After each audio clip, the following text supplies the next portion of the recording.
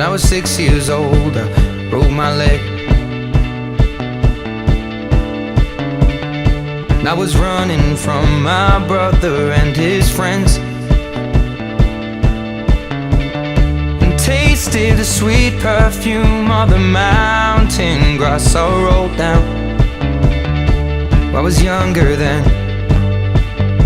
Take me back to when I found my heart, broke it here, made friends and lost them through the years. And I've not seen